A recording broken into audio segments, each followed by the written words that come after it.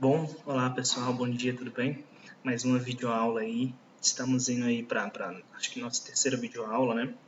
E hoje eu vou fazer um pouquinho diferente, né? Não vou mandar no WhatsApp, né? Fracionada.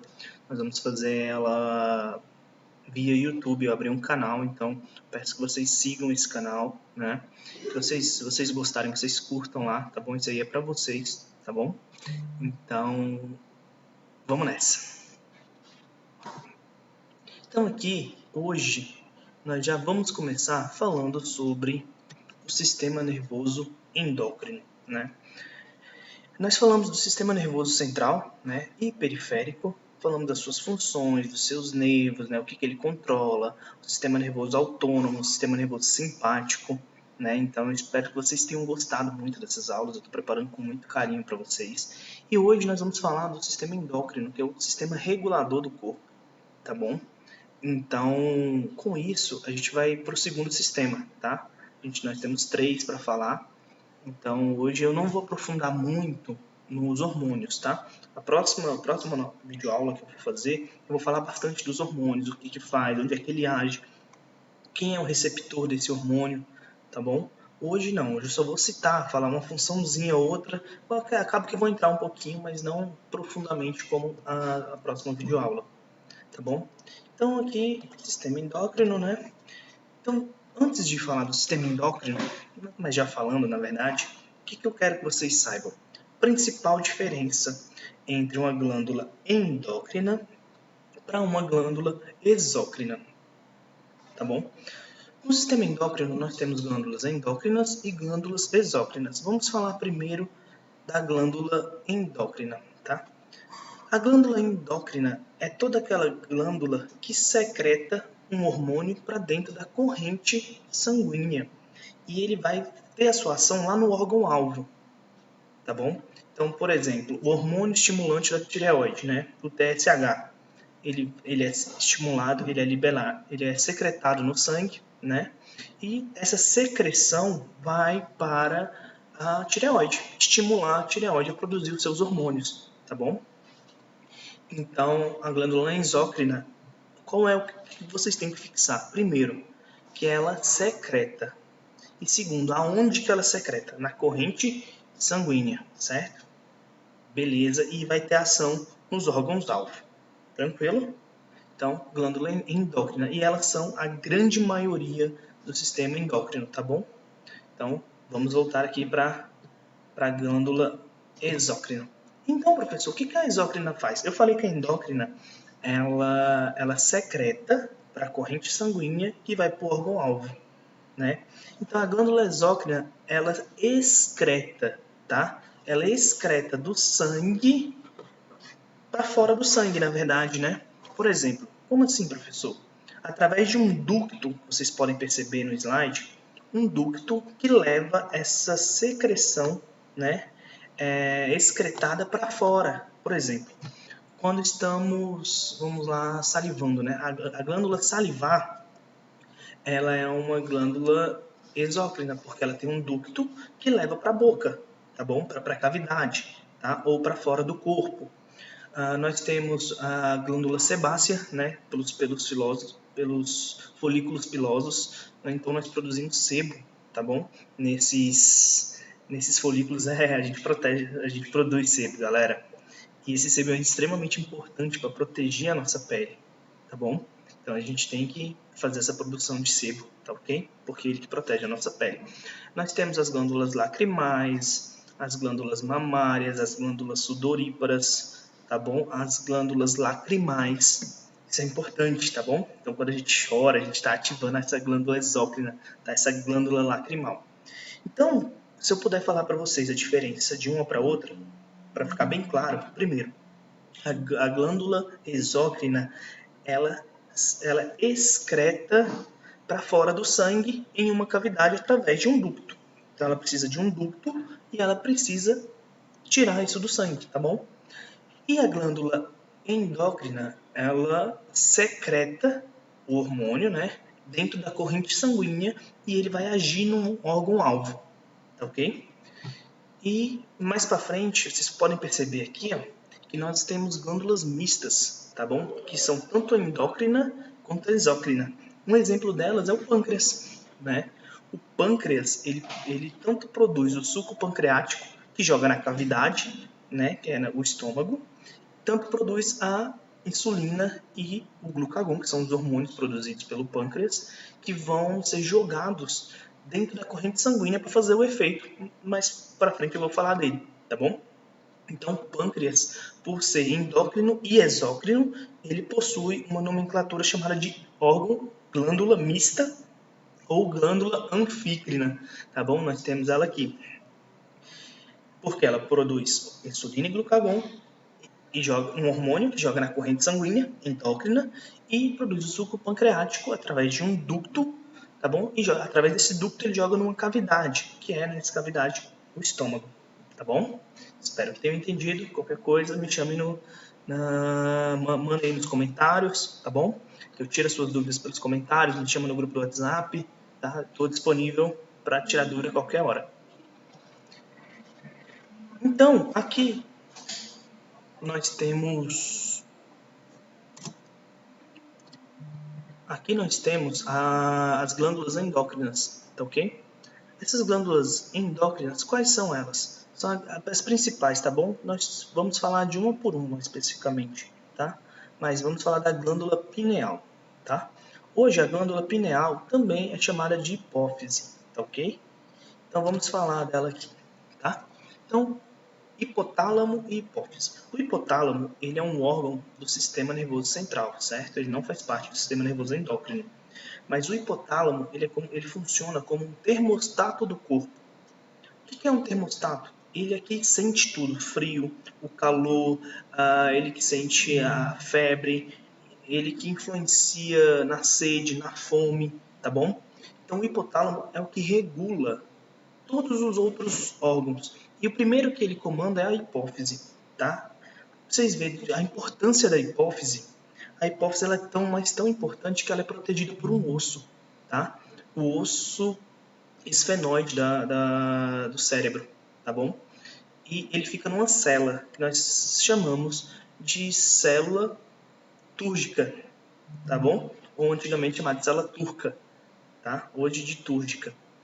Então, essa hipófise, ela fica conectada ao hipotálamo, né? E eles se comunicam através do sistema nervoso, tá? Então, o hipotálamo comanda a hipófise, tá? E aí, através de fibras nervosas, tá bom? Então, com isso, a gente tem essa comunicação entre o sistema nervoso central e o sistema nervoso endócrino, tá ok? E nessa imagem aqui, vocês podem perceber o seguinte, que nós temos a hipófise, essa que está em vermelho e verdinho, ela possui duas partes, tá bom? Ela parece um saquinho, né? Ela possui duas partes, tá bom? A parte anterior e a parte posterior, tá? Essa parte anterior nós chamamos de adenohipófise, tá bom? É aquela parte que vai secretar os hormônios, então ela é uma glândula endócrina, tá ok? Que vai secretar os hormônios. Agora eu vou falar alguns desses hormônios. E essa verdinha que está atrás, nós chamamos de hipófise posterior ou neurohipófise, tá ok? Então vamos falar um pouquinho aqui, ó. Aqui nós temos as células da hipófise, né? Nós temos a hipófise anterior e a hipófise posterior. A anterior nós chamamos de adenohipófise e a posterior nós chamamos de neurohipófise, tá? Porque também é muita coisa também que a gente tem que falar ao mesmo tempo, né? Então, quais são os hormônios que são secretados pela adenohipófise?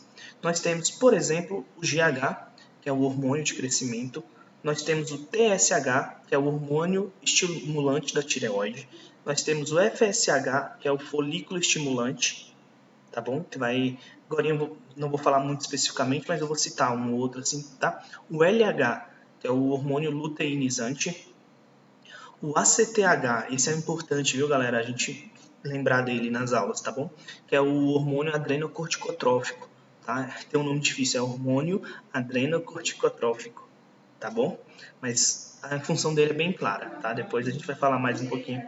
E a prolactina, tá? Que estimula a produção de leite, tá bom? E Isso tudo dá adenohipófise. Na neurohipófise, nós só temos dois, tá bom? Que são o hormônio antidiurético, que nós chamamos de ADH, e o hormônio chamado ocitocina, tá bom? Então, por exemplo, a ocitocina, ela tanto na contração mamária, tá bom? Para fornecer leite para a criança, quanto na contração uterina, nos períodos menstruais, e também quando a criança vai nascer, né, para estimular essa expulsão desse feto, né? E também a ocitocina ela serve como um hormônio que faz as pessoas lembrarem de você, por exemplo, numa conquista, né? Quando uma mulher produz ocitocina, ela produz em outro caso também. Por exemplo, quando você está tendo encontro com elas e você, sem querer, dá leves toques nela, por exemplo, na mão dela, no braço, lógico, você não vai ser um tarado, né? Mas quando você dá leves toques nela, né, isso vai fazer com que ela produza ocitocina.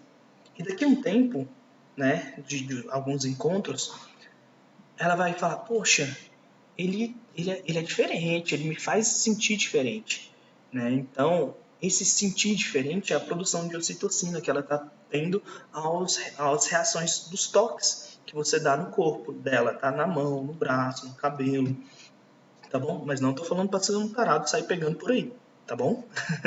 Deixar bem claro isso. Então aqui, ó, já é o slide que eu estava falando, né? Nesse slide aqui nós temos a adenohipófise e a neurohipófise, perdão, e os hormônios que controlam, tá bom? Prolactina, gonadotrópico, tireotrópico, o adrenocorticotrópico, o somatotrófico, que é o TSH, tá bom? A ocitocina e o antidiurético, tá? Essa aqui é só um slide de explicação. Então aqui nós temos, vamos falar então da ocitocina, tá? A ocitocina tem mais um C, tá bom? Aqui, ela pode ser escrita assim, mas ela também pode ser chamada de oxitocina, tá? A ocitocina, então, ela induz, tá? A produção de leite para a criança, né? E o parto, né? A dilatação do útero para a expulsão do feto, tá bom? E como eu já falei do toque. O ADH, que é o hormônio antidiurético, né? Nós temos o nome desse hormônio é a vasopressina. Como o próprio nome já diz, antidiurético.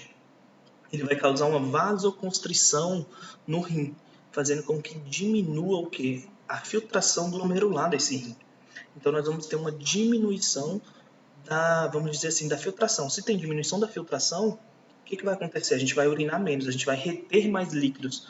Por exemplo, quando é bom estarmos numa situação assim, tá?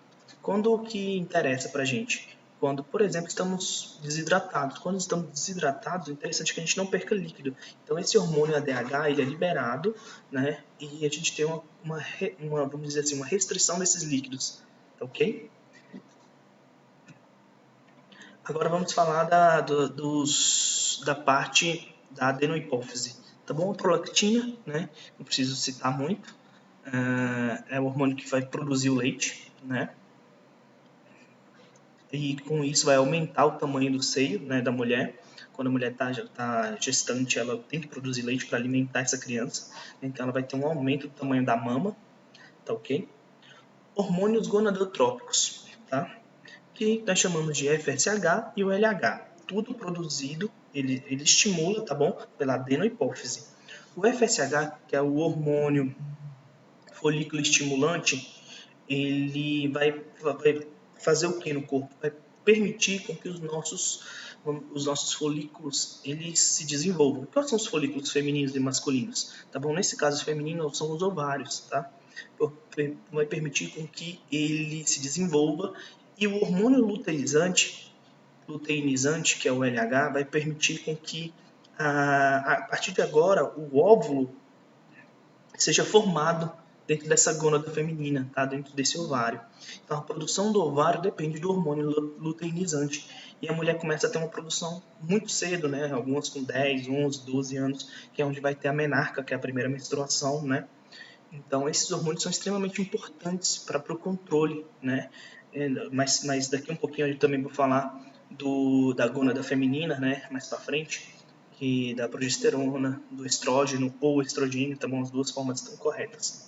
E no homem, né, o FSH faz o quê? Vai fazer um aumento desse testículo de tamanho, né, e que ele seja amadurecido. Mesma coisa o ovário, tá bom? E o hormônio luteinizante vai agir lá na célula de Leydig, tá? E essa célula de Leydig vai ser a que vai produzir os espermatozoides, tá bom? Que vai igual a da mulher produz o óvulo, o do homem produz o espermatozoide. Então é para reprodução, tá bom? Então, caso a gente tenha uma alta ou uma diminuição desse hormônio, isso pode ter problema na nossa sexualidade, na nossa reprodução humana, tá ok? Vamos falar de um dos principais órgãos agora que eu acho que vai chamar a atenção de vocês, tá? Que é o hormônio TSH. O TSH, que é o hormônio estimulante da tireoide, né?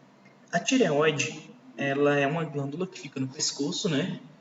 Tanto pode ser chamada de tiroide ou tireoide, porque essa região é uma região tireoidea, tá bom? Por causa do ocioide, tá? Então, essa ponta aqui nós temos a cartilagem, tá? Tireoide, e descendo aqui, ó, ao redor dela, nós temos a tireoide. A tireoide, então, ela tem um formato de borboleta, tá bom?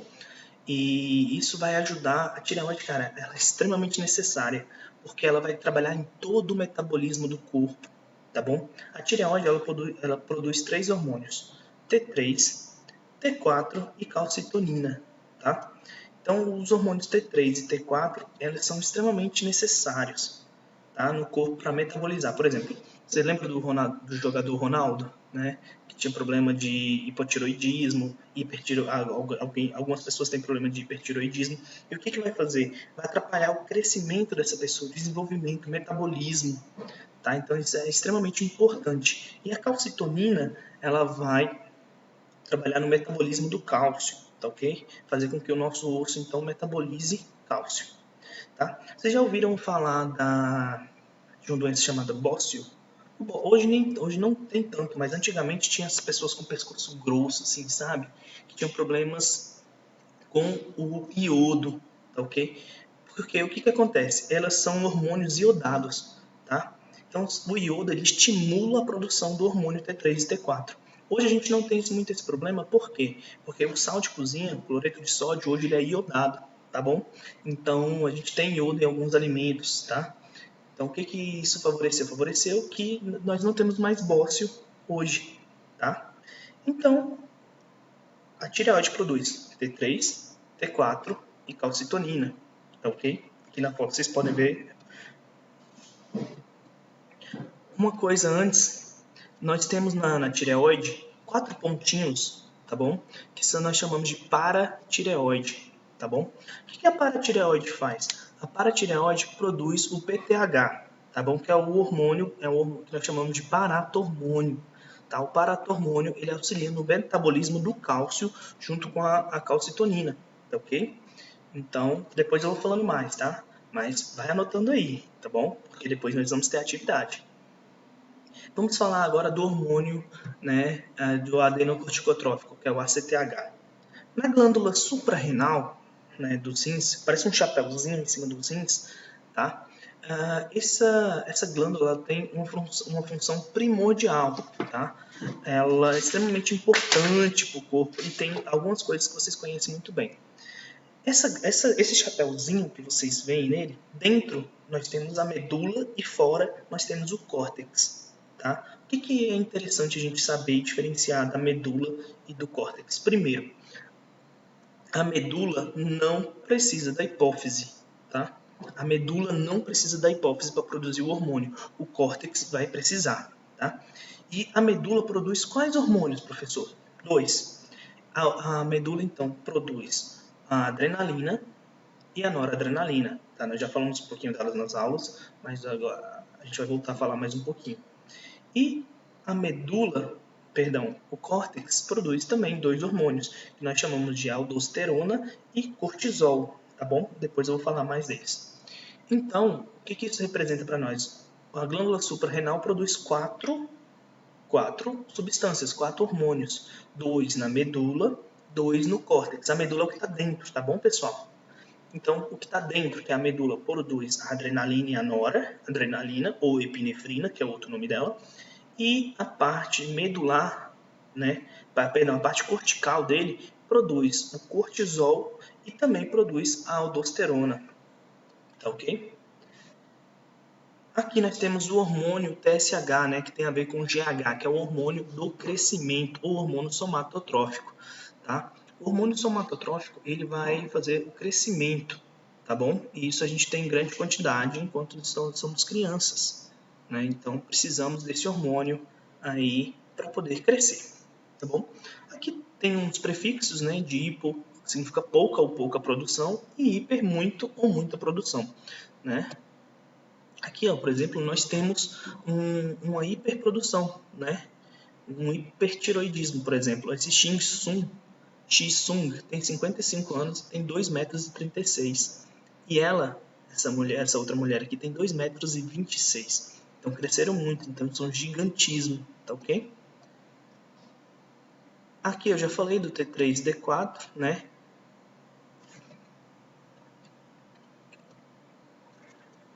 Aqui a gente tem, pessoal, eu estou adiantando um pouquinho para não ficar muito maçante, porque depois nós vamos ter uma aula mais pesadinha um pouquinho, falando exatamente desses hormônios, especificando onde é que vai, tá bom?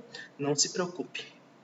O bócio, como eu falei, né, a falta de iodo, tá ok? Na cartilagem tireoide, na cartilagem não, na glândula tireoide, perdão. As paratireoides, tá vendo? Essas bolinhas amarelas, elas são as paratireoides e elas produzem o hormônio paratormônio, tá bom? O hormônio PTH. Isso aqui é só uma imagem para vocês observarem bem ali, né? Um pouquinho do que faz no corpo, tá bom? Osteoporose, né? Só para falar um pouquinho disso, a osteoporose, ela é a diminuição da absorção de cálcio, né? Por exemplo, quando temos uma baixa do hormônio da calcitonina, tá bom? Ou do paratormônio, tá? E diminui a absorção de cálcio, então com o passar dos anos isso vai se desgastando, né? O osso vai ficando mais frágil, tá bom? Então não vou aprofundar muito que nós vamos falar disso. Como eu mostrei para vocês aí a glândula adrenal, tá bom? A medula e o córtex. E agora nós vamos falar do pâncreas, tá? O pâncreas, como eu falei para vocês, ele é um órgão anfícrino, tá? Ele tanto é endócrino, que produz o glucagon e insulina e joga na corrente sanguínea, quanto o órgão exócrino, que pega no ducto colédoco, esse verdinho, e joga suco gástrico para dentro do estômago, tá ok? Então, o glucagon e a insulina, pessoal, a gente até que já falou um pouquinho disso, né? Quando a glicose está baixa, nós temos uma hipoglicemia, tá ok? Nessa hora, nós temos uma liberação de glucagon, e esse glucagon ele vai lá no fígado, vai pegar a glicogênese, né, quebrar esse glicogênio, né, e levar essa glicose para dentro da corrente sanguínea, aumentando a glicose na corrente sanguínea e a gente poder superar um pouco dessa hipoglicemia, né? Aqui nós temos a hiperglicemia, né, que causa, nesse caso, um diabetes tipo 2, né? Pode ser também um diabetes tipo 1, né, se for genético, como já falamos. Então, o aumento da glicose causa hiperglicemia, tá ok? Uma tabelinha para explicar.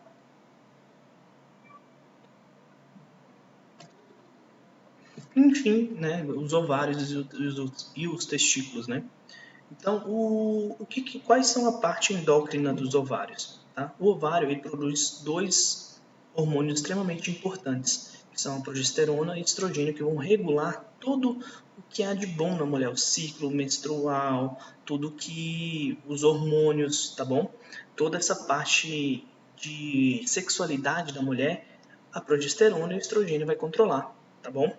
E para o homem, no caso dos testículos, a testosterona, tá bom?